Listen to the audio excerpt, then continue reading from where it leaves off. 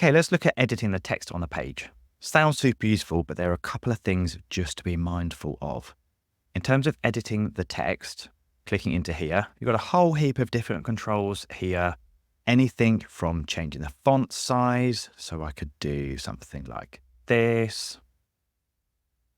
Change the font size through to making it bold or italics. So if I want to click here, I don't necessarily have to click this. I could do like Command B or Control B if you're on a Windows, be able to do that.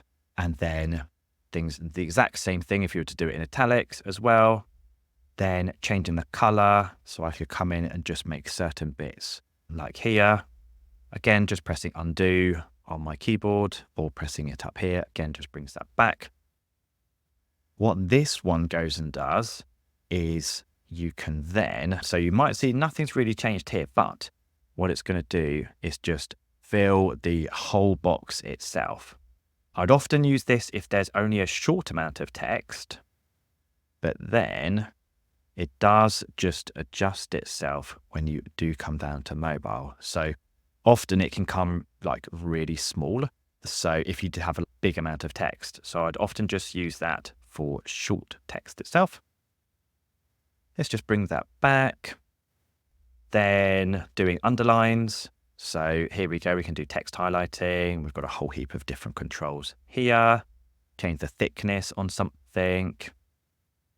Then we can link. So hyperlinking, you can either press link here or you can press Command or Control K to be able to do that and just quickly bring that up. Then we can do aligning, doing the different bullet points, indenting, outdenting. These ones over here, so whether let's say you've got some content that you've got in a document, if you go and copy that in, then sometimes it brings through formatting that you might not want to have in. What we tend to do is either select all the text and press this and clear the formatting, or you could click into this, paste it in here. It just, as you say here, as you can see here, it then just strips that out.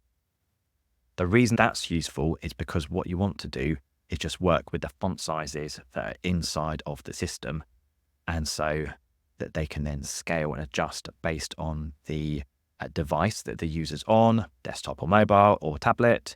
So that's good to know. But then the other thing is, let's say that we wanted to have just like the first bit of here. So let's just go and remove that. Now you can see here, it's just snapped that and made that come right next door, which is great. But what you need to be aware is on mobile, it doesn't quite do the same thing quite yet. So it does leave that extra gap that you've got here. So what you then need to do is just close that up. That red line is showing I can't go any taller.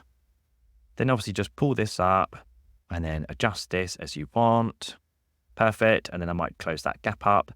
That's looking nice and neat. And that's how you just need to be mindful of that. Let's just pull that text back in again.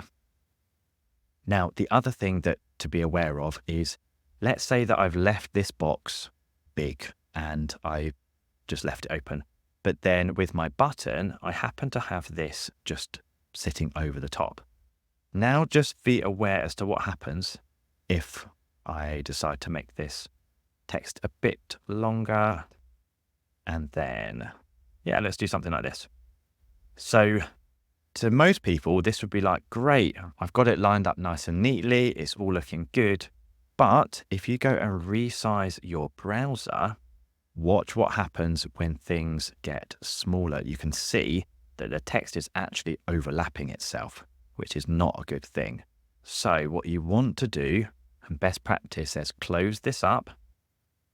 Make sure the blue lines are not overlapping each other. This is pretty obvious with like buttons and text to be able to do this sort of thing. And then watch what happens when you resize this. Yes, the text is getting slightly taller, but it's just growing into the box size that you have given it. So it's not going to go anything and overlap this. So few different things to be mindful and aware of with that. And hopefully some useful tips as you found.